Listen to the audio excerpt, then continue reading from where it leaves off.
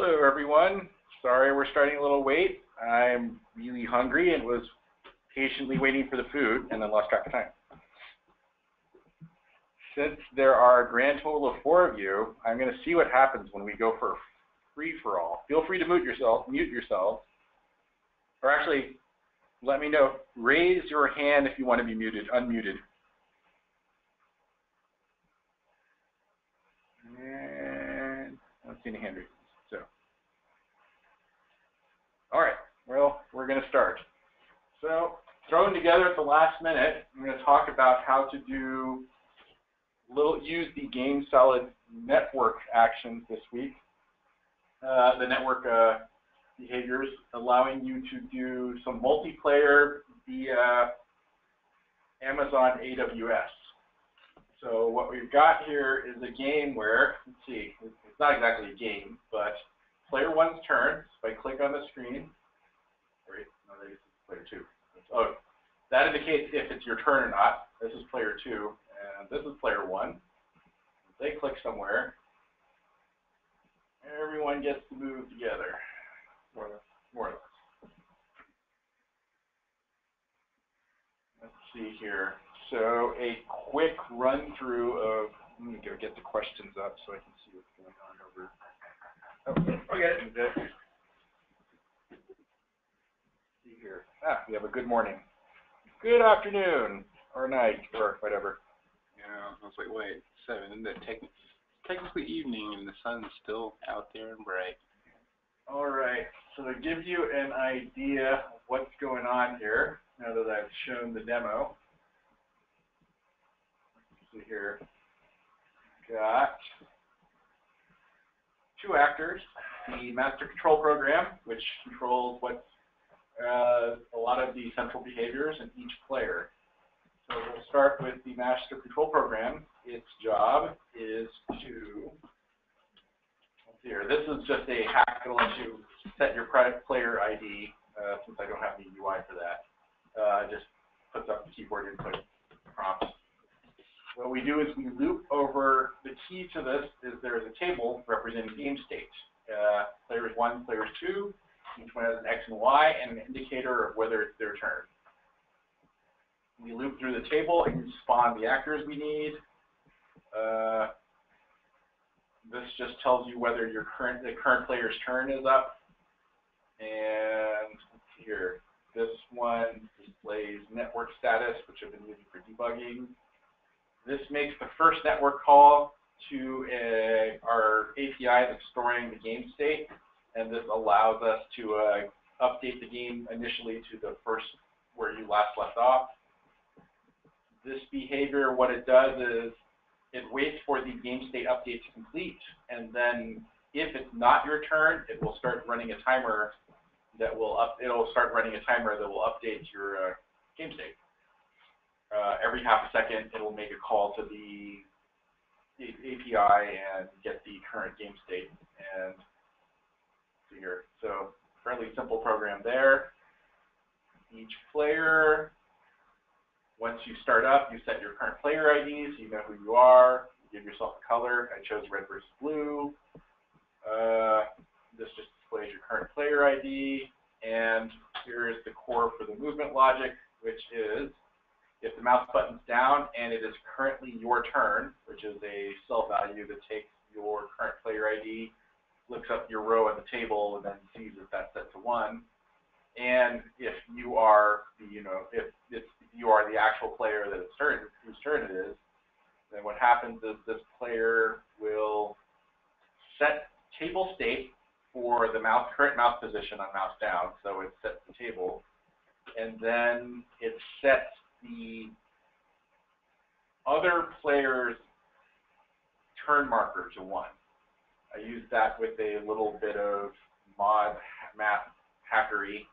You take your player ID, do a mod 2 on it, add 1, and you get the other player at all times. There's probably a way to simplify this, but at this point I just kind of kept going until the formula worked. And then after doing all that, you send the current game state up to the server. what happens is then you have another rule that watches for every time the server state updates, it will move your character to the correct table cell location, or to the correct location based on the table cell settings for what your current state is. So you end up with the ability to go here.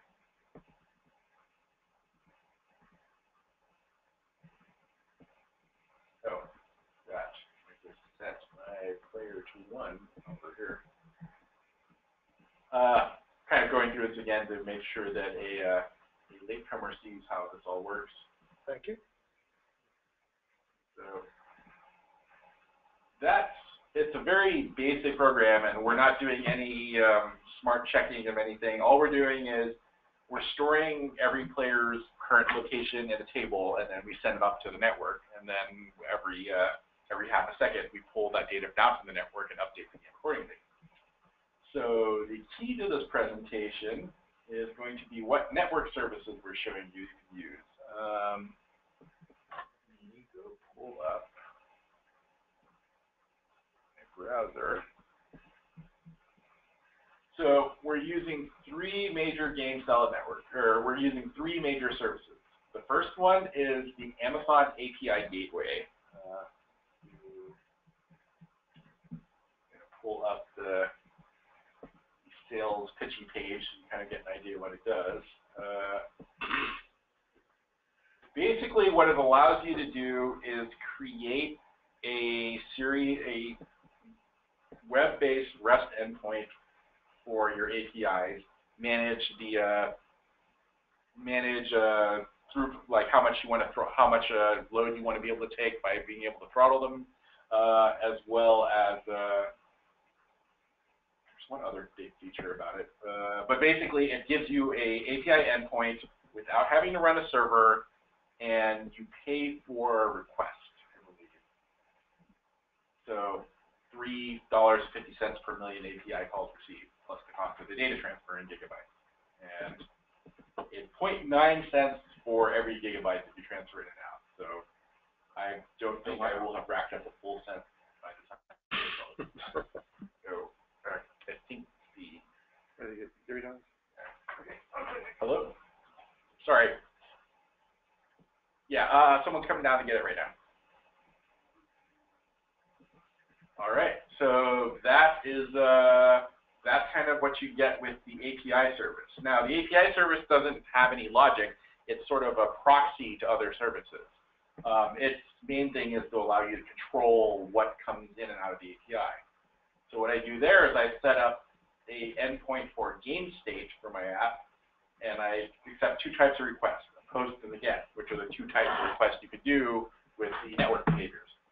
In this case, what I do is I set up the post to call the next service we're going to talk about, Amazon Lambda. Amazon Lambda lets you run a piece of code on a given event. And so it lets you do all kinds of things. So for instance, if you're doing it for metrics, you can say, every time I see a piece of data come through, I want to run this bit of processing. Or in this case, every time I see a REST request come through, it will pass it on to Amazon Lambda and run it. Now, one of the nice things about Amazon Lambda, it too runs in a similar manner where you're not provisioning a server, you're provisioning based on usage. So every time the request runs, it spins up this request processor, and then over time what happens is if your processor gets hit a lot, it just leaves it there running and just processes your request and charge you for every request you process. If you don't have anything running, it just scales down to nothing, and you just wait until the next time to start, which is nice. The trick is Amazon Lambda and even this API require you to build your services to accept data in JSON format. JSON is JavaScript object format. Yeah.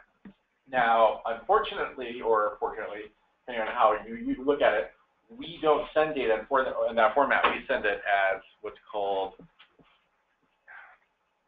URL encoded key pairs.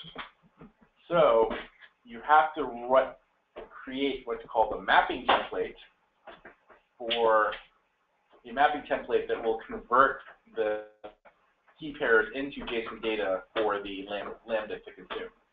In this case, we just send the API, the user agent, hard code in an operation depending on which point you're using. So in case of a post, we're assuming you want to do an update. We also grab the game ID from the parameters. In the HTTP post. Huh? Just like for each pair in the post. Yeah, so what you do is, so for what it does is it splits the post by the ampersand, which is, if you ever look at your HTTP request on the browser, you'll notice like long strings of things divided, after a question mark divided by ampersand. Yeah. So this splits everything by ampersand, then further splits everything by the equal sign, because that's what separates pairs. And then in this case, what I do is I make them JavaScript safe and decode them from their URL safe formats. Now that ends up passing its data over to, so I got two requests, the post and the get. The get is a lot easier because we're not sending any data in the body. All we're doing is grabbing what is called the input parameters, and all I do is sending it a game ID. I'm making the operation a read operation, which we'll see is important later.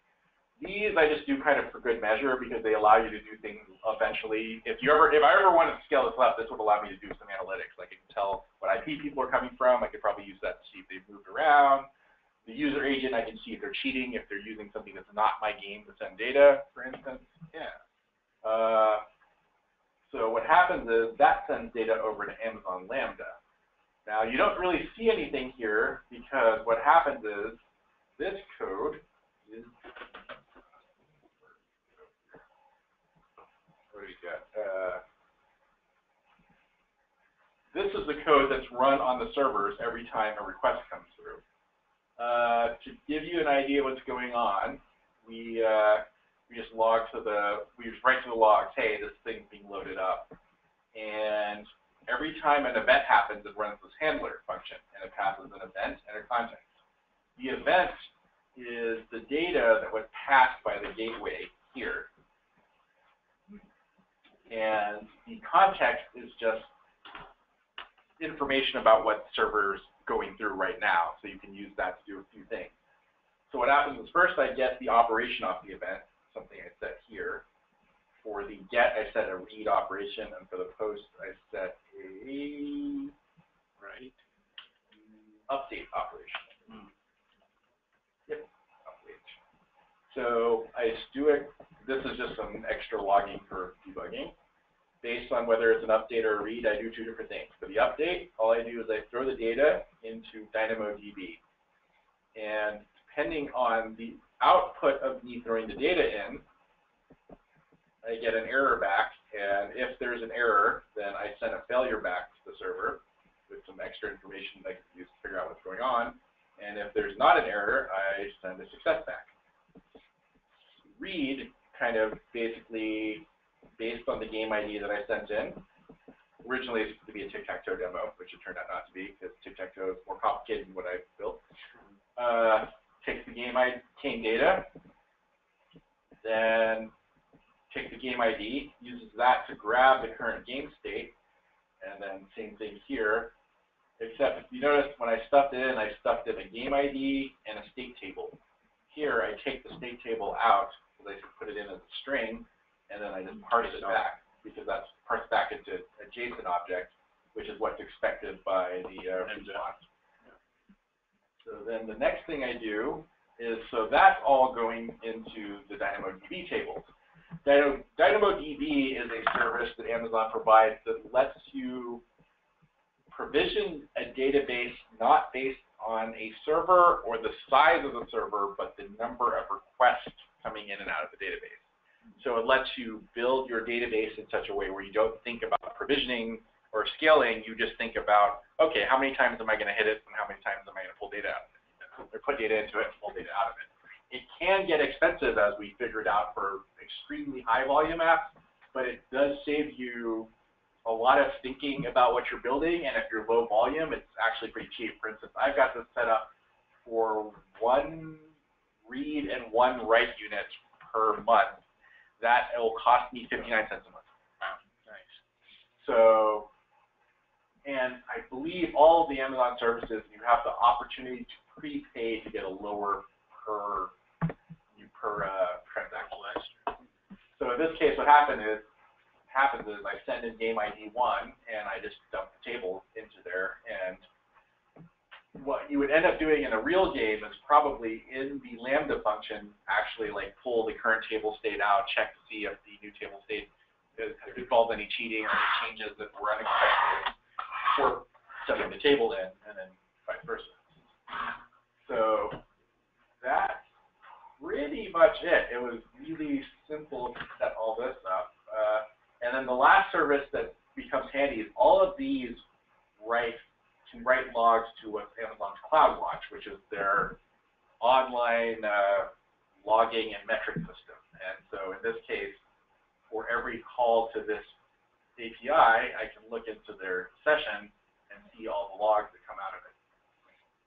In this case, I can also see that I'm only using 35 megs of memory per request.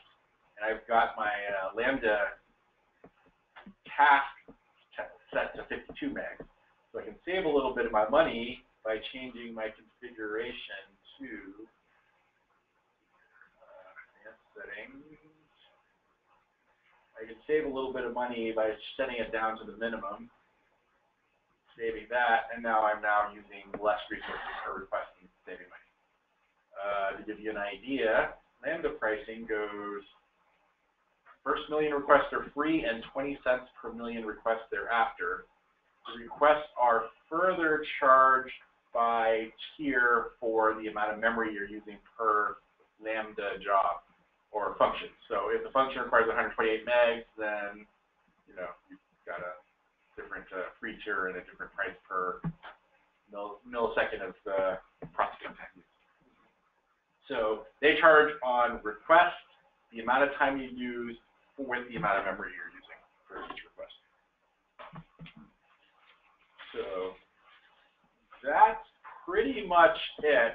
Most of the time I spent on this was trying to figure out, one, how to get the data converted from the game state or from GameSalad post request into something that Lambda can consume, and then trying to figure out how to get the Lambda code to write the data to the database. I also, over the evening, in anticipation of a harder task, which I did not complete, was build the JavaScript version of the GS tables library, which we have in PHP right now. What this does is it takes the JSON data, parses it, and then allows you to access it in a more sane way. Because if you look at our format, let me go take a look. Oh, I have a text code here.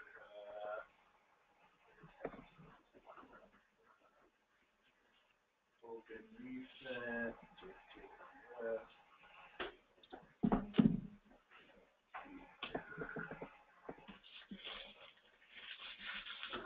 Format this so it's easier to read. So this is a single row table, not the same table data that we were sending back and forth for the game. And this is how it's represented in the JSON format. Each row is represented by a pipe filter set of strings. So as you can imagine, if you're trying to look for, like, I want table column 1, row 3, makes it a little harder to do if you're reading it from this data directly.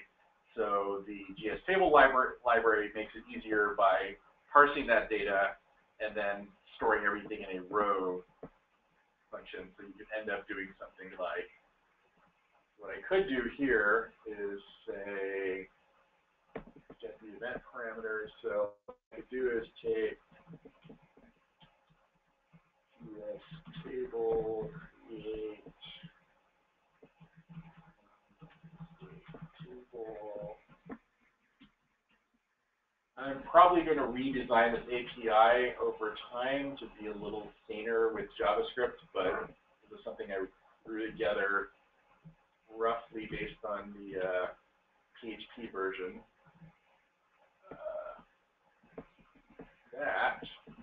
Then I can do things like state table.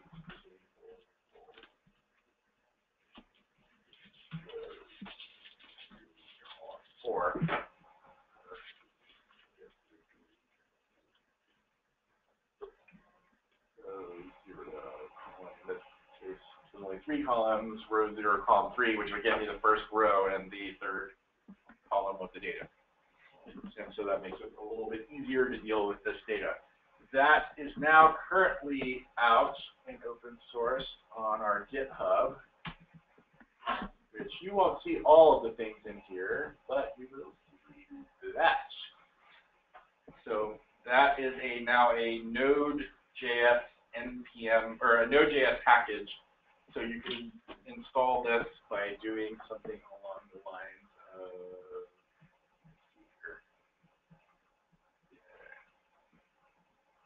I've already installed it here.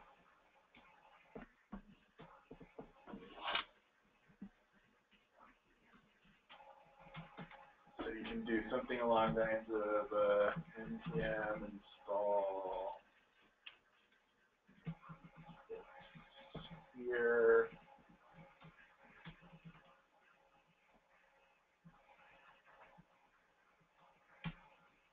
Which will install it locally for your usage here.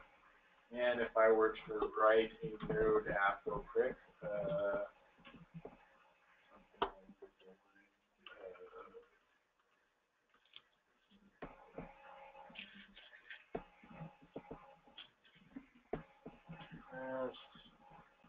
do something along the lines of taking the table.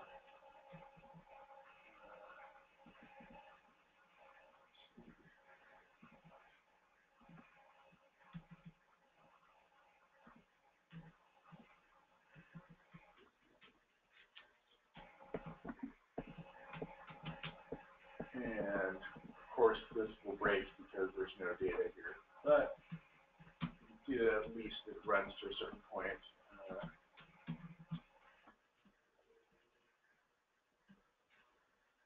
And it just breaks at the point where it's trying to parse nothing because that doesn't work.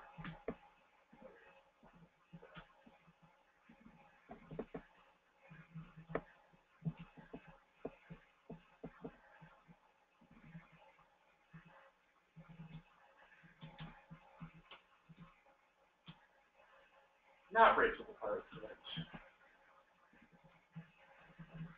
I'm expecting.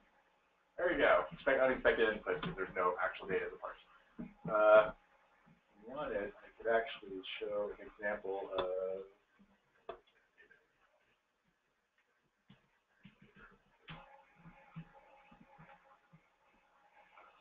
here.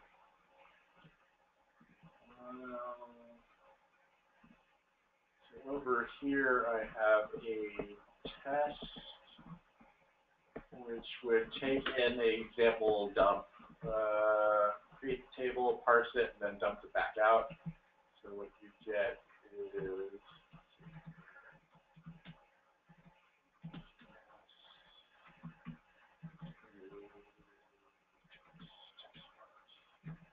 so I opened I basically took this table's worth of data, parsed it, and showed all of the rows, which is an array of the user password and dash, which is that table represented.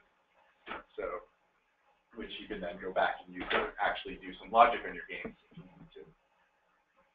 I'll probably be posting this more information up next week, or later next week, in relation on how to get Lambda a little bit, or these configuration files to help you use Lambda with our code, and that way, or with our network behaviors, and that way you can start getting this up and running and testing too. It's a nice way to get going because signing up for an AWS account to do this kind of stuff means you only pay for what you're using, so you don't have to like pay a monthly fee for a server. And in theory, it's not gonna, if you don't make any requests, it's not gonna cost you anything. So it's really good for testing at least, and for even at a low level, if your game is not gonna take a while to scale up, it's probably a good way to get started until you get to the point where you're gonna be wanting to run your own servers and run this code.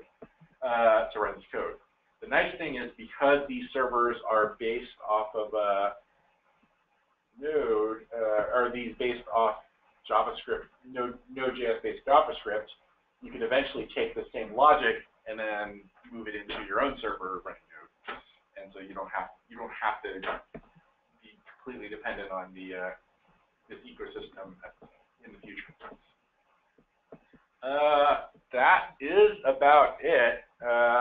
We kind of ran short today because I didn't prepare a more formal presentation, and there aren't that many of us to annoy by me going on a long time anyway. So, What were the other two things? You said number one was the Amazon API Gateway, and then there were two other things. So the three services were the Amazon API Gateway, which is what kind of provides you the front end and the web access. Amazon Lambda, which is built to run a function based on an event. Right. And in this case, the event is a request to the web. And then after Amazon Lambda, it's DynamoDB, which is the database you can provision. They have actually a large number of different kinds of databases and different ways you can send data around. So it's really nice. Like, for instance, for Lambda, you could actually then spawn off and send notifications to a bunch of other Lambdas to do all kinds of other upkeep and maintenance. Like, if you had a game where, like, if someone takes an action, you have to, like, you know, update like 3 or 4 different things at once. Yeah, but they're all asynchronous. You could just do what you need to do in the core, send them off to a different queue, and then have that queue run Lambda tasks that does what you need to for those things. So it allows you to do a lot of different scaling and thinking. And the nice thing is it lets you think your code in very small units, so you don't have to go build large stacks of logic. Yeah. Pretty cool. So the Philip Caballero's question is, we need to learn and understand all this to make a turn-based game in GS. You do without using plays together, which is not currently. Not currently until you do your stuff. Yeah. So what we have is we have a service. We bought a service called Plays Together, which allows you to do turn-based multiplayer games. And we built on top of what they had a much nicer set of network behaviors that are built around games. And so it makes it a lot easier to work with. Right. The problem is that when we got the site from them, their back-end server for running these games was pretty good, but the front end for actually managing the system was not horrible, but not all working.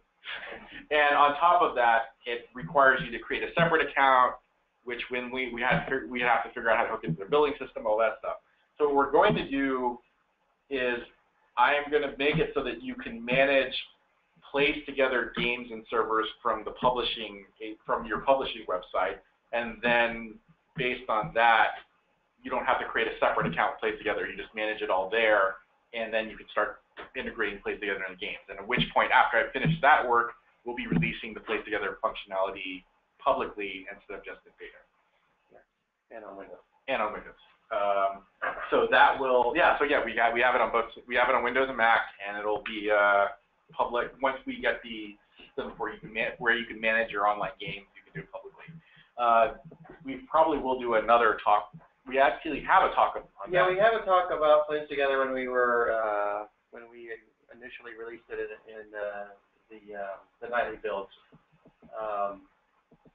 So that is online somewhere on our website. I'm not exactly sure where at the moment. We'll probably have another talk when we release it officially, just so that we can kind of catch people up to it that haven't really been paying attention to the nightly builds and whatnot. But yeah, currently, unless there's no it's not really in the schedule yet. It's just like when we can get to it, because we've been kind of swamped with other things these last few months. Yeah. But I don't want to put any time on it at the moment. For the web half of it, right now, it's scheduled right behind my current task, which is getting it so that we can accept, without having to go through a third-party service, the ability for people to get discounts, student education discounts for our site. So I'm building that right now. And then I think I'm probably going to slot that in soon after. The next question is, thanks, but what you ran through is all Greek to me. Yes, Phil. So a lot of this is kind of the idea, and what I'm hoping to do is build some stuff out that will make it easier to, or build some tutorials out that will make it easier to go through. This is like a quick run through, but the idea is this will let you build multiplayer games with what you currently have now, and the idea is you're just sending data to a network and getting data back from the network. And you basically need to get this stuff working. You need to know JavaScript. Yeah. So if you don't know that, yeah, you will be kind of stuck in it. Yeah, so there are two versions. We have a previous talk on the network behaviors, the one that actually you talked about the played together behaviors in. Right. There was also sections of that where we talked about using the network behaviors with PHP, another language that you use on servers, and that was a demo of building tic-tac-toe, which is what I tried to do here. So yes, it is programming. It's going to be a little bit harder than just using GameSalad if you're rolling your own, but we're hoping that by releasing some libraries and pointing out these services, they'll make it a little bit easier for everyone. Yeah. So I'll try to get the more detailed step-by-step of what I did here. I can also go through some of what I did to set this up if anyone has any questions about it. And that was the last question up here. So does anyone else have any other questions? GameSalad general questions? Or? Yeah, like questions about the talk, or since there aren't that many questions about that, anything you want to ask. And in fact, I am going to start unmuting people since there aren't that many people online. And if you want to be muted, go and mute yourself. Mute. So far, I think we're hearing Francois and Philip. Jonathan is, Francis. Unmute. Everyone can talk at once now. Okay, Ted is asking, can this be used to make database of user levels? Yes, actually. If you make your game where the level generation is based on tables, what you could do is before every game start, sync with the table online, pull that data, that updates your table in the game, and then that lets you just, your database, get your game levels update on Mac. Yeah. That's pretty nice. So, yeah. Any other questions? Yeah, I've got a question. Yeah. I'm working on a game that depends heavily on collisions, and I've got like a building stacked up that's held in place by its own gravity and its own acceleration. And of course, at the beginning, when I start the game, I have a sound connected to every collision, so I get this big explosion at the beginning when everything settles in place. So I want to figure out a way to turn that off without having to check an attribute every time that there's going to be a collision. Is there a way you can? So there are two things you can do. I can think of. So if Steve might be able to think of a better one. One thing is you set an attribute at the beginning of the game, and then everyone just checks that. And what you do is like you put a timer, so like maybe 2 seconds or I guess half a second into the game, only then you start playing sound. So everyone is still checking their own sound against the attribute, but you just do it. They just do it against one attribute over time, and so that one update happens once at the beginning. The other thing is you can use. So this is going to be a little more annoying in that if you know the size of your actors, what you can do is position them by changing the position on the bar. Yeah, manually changing the attribute position of they're manually changing the attribute position, and then making them so that they literally stack correctly. So if they're pixel against pixel, there's not going to be a collision. We're hoping there's not. I don't think so. I think there's still collision. Yeah, I think there is still collision. You're right. Oh well, that won't work. Yeah, you're just going to have to deal with lots of collision sounds. I think the best thing is just have it turn off the sound for half a second before the game starts. And then related to that, sometimes when I have blocks coming together, they'll collide, like 20 times in a second. And instead of like once or twice, they tend to do very quickly together. Like maybe a block will be rotating like this onto a platform, and it makes like 20 or 30 collision sounds. Is there a way you can kind of set a limit of how many quick collisions there may be. Sounds like you're going to use like something to tell like maybe the first collision and then have it follow specific rules from there. Yeah, I've thought about that. Yeah, you could probably set like on collide, you set an what you could do is you can have a colliding attribute, and what happens is when you get a collision, you set that attribute to like, yes, I'm in the middle of collision, and then only trigger the sound if that collision, and then you trigger the sound based on that attribute. And when it stops colliding, you just unset it. Kind of like being in the middle of a jump. You Yeah. set, I'm in jump mode now. Yeah. Yeah. Okay, Yeah. okay. All right, thank you. Unfortunately, my Mac was crashed, so I can't look up what I was going to look up. Your Mac crashed? Oh yeah, it crashes. Oh wow. I've It never. drives it hard. Okay, I was like, I've never known anybody to crash a Mac before, so I'm like, oh really? That's cool. Yeah. I had, my old Mac had a bad motherboard, so it would just randomly freeze. Oh, Like, wow. I would just do things, and suddenly it's just like, nope, nothing moves no anymore. response. That's Another thing I had is that I had a game boundary in the upper section of my game as an actor that was supposed to bounce things off and stop the action, or destroy actors that are going off that direction. I did it for a while, and I think I had like 10 cannonballs going the rest of the game up there. Yeah. So I think the game's done better since I put that limit there. But I pushed one of those actors off screen, and now I can't get to it. And I can't figure out a way. I've looked through different lists, thinking I could find it somewhere and then delete it or change its position. Yeah, we don't actually have a list of actors. No, we do. It's in the, you basically, it's hard actually. Windows version there is. No, but there is? Okay. it's hard to get to though. In the Mac version, it's kind of hidden. But basically, you have to get to the layers list. Oh, that's right. And so you have to go, like, if I had my computer up, actually, yeah. So go to scene, pick scene. Okay, click on scene. Upper, yeah. Click on layers. Open that guy up. That will show every single actor Oh, that's great. in your list, and you can click it on and delete it. Yeah, I don't know. I guess it's just it's a lot easier to get to on Windows, because on Windows the layers is actually one of the main list of things along with scenes and actors and assets and whatnot. But on Mac, it's kind of like hidden in this kind of background area that is it's not obvious how to get to it. Okay.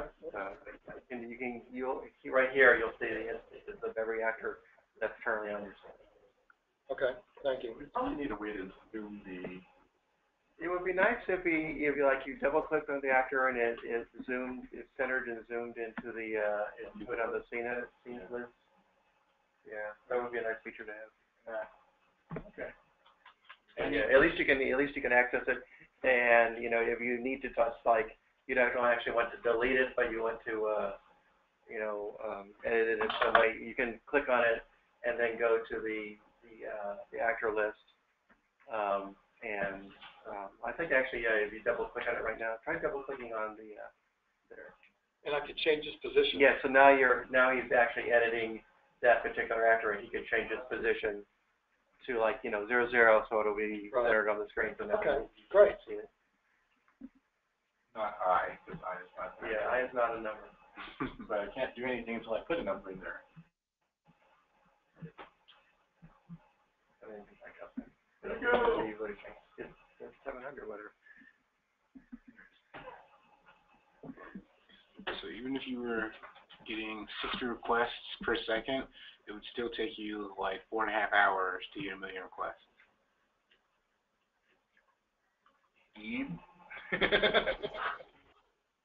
Having the inspector remember the state when going into and out of actors is a highly desired feature in the Mac version. For the Mac version. Yes. I've learned more. I've learned more. I found I'm about to tomorrow. I'm going to be filing a bunch of bugs on things I found while working with the tool today on this. Yeah. Unfortunately, the guy that we had that actually used the tool no longer works for the company. So it's like all we have are developers here. And unfortunately, most of the developers don't actually use GameSalad to actually make games on a regular basis. So it's always nice when we have somebody to do that, and we can find bugs internally. On the other hand, he's about to release a game So. Yeah, he is around there in the game. So that's gonna be pretty cool. All right. Any other questions?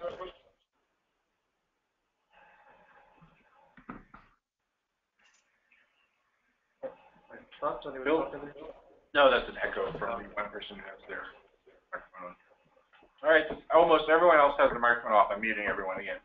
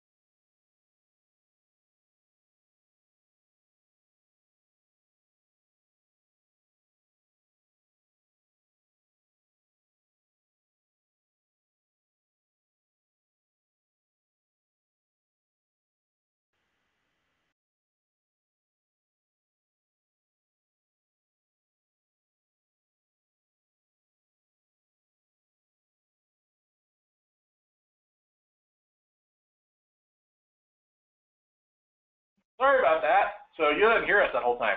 Oh God. What was the last thing that was asked? You'll get no shortage of volunteers to give detailed annoyance requests. I've lost sound, not sure if on my end. You muted yourselves too. Yes, we did. Yeah. Okay, so the last question that we heard was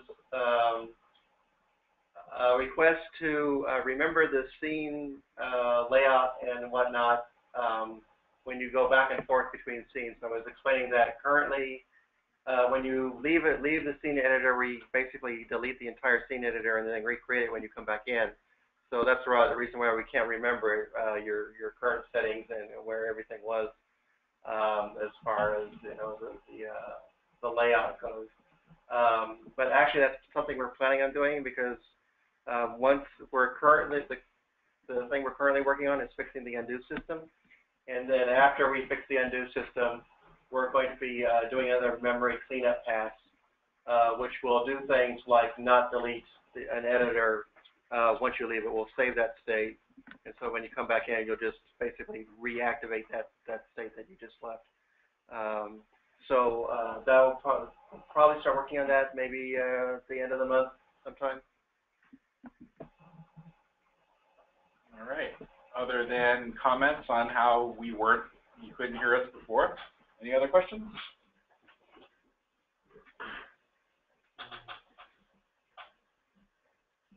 Custom fonts. Custom fonts. CodeWizard is currently working on. Every month. Oh, check out the NodeJS. Like he's asking this every month. Yes. CodeWizard is actually currently working on shoring that up for Windows. And once we get that in, we plan on using that system for both Windows and Mac, and that will give us the access to be able to add custom fonts. So I can't give a 100% timeline on there, but I'm hoping we can get it out before the end of the year, if we're lucky. We're very, very close. We got delayed on we got delayed on it for a while because I was actually working on that and got pulled over to help out with Mac for a while for this last month and then this month as well. CodeWizard was working on various business stuff because he's our CEO as well as a programmer. He's been working on improving the Windows product and getting a standalone version of Windows going the last couple of weeks or so.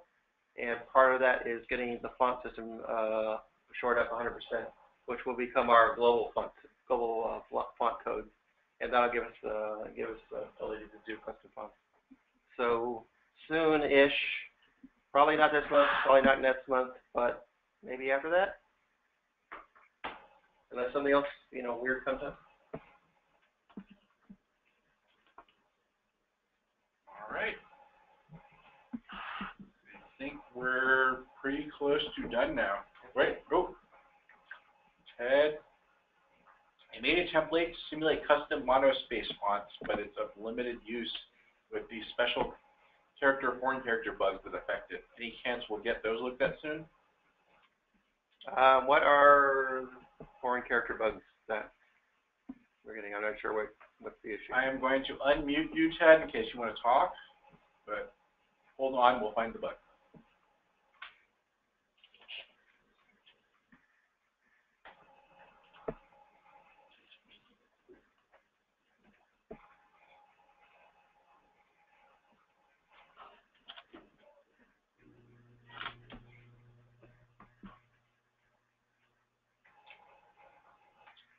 I guess is there something to do with the ability to look up, do a table lookup based on a foreign character?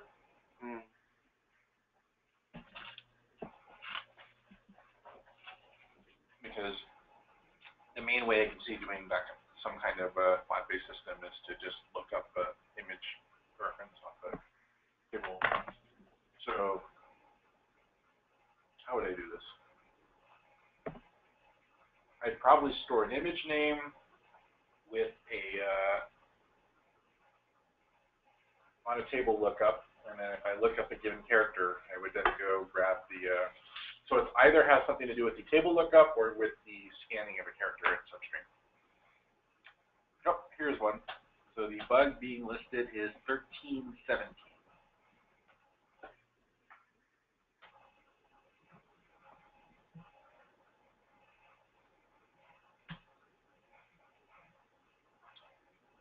Workers can't be used in attributes.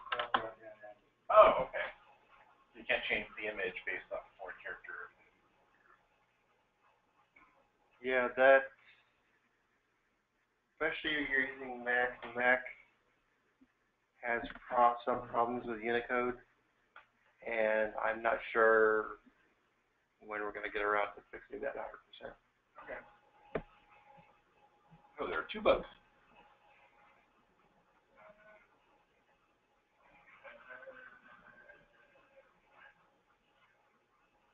Special characters do not escape with using TechFind. Okay.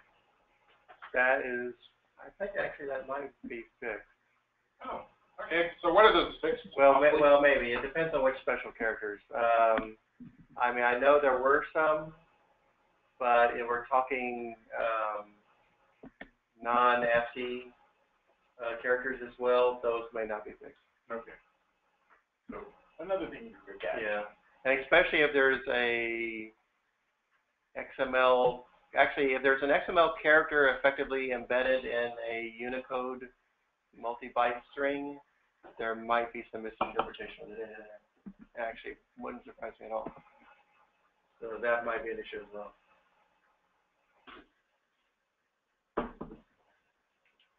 Right. Yeah. I think that $sign was one for sure. Apparently $sign character is one of the ones. I think that may be fixed. All right, so yeah, we'd have to double check. You might want to check to see if $sign works at least. I'm guessing based on what he said, it's most of the characters you'd see in normal English plus a few special characters will work. It's just when you get to the foreign characters that will be problematic. Yeah. Okay. Any other questions? Or, hey, we'll check latest version 10. If we have no other questions, I guess we will wrap it up relatively early today, because it's only 8, so, woo, 1 hour. I was staying back just for a handful. Good night. Yeah, hopefully next time I'm in charge of this, I will have the topic ready way ahead of time, so people will be actually interested in coming instead of seeing to be TBD as the topic. We should come up with nice, like, alternate meetings for TBD, just to. We did tell you what it was. Yeah. All right. All right. Thanks, everyone. Should we come up with some game design topics? Yeah, we actually should. Actually, if anyone on the line has any interest in other topics, let us know now, and then we can start planning those up. Or if you're willing to talk in the future, yeah, feel free to contact us. All right. Well, bye, everyone. Thank you. Bye. Oh, thanks for the talk.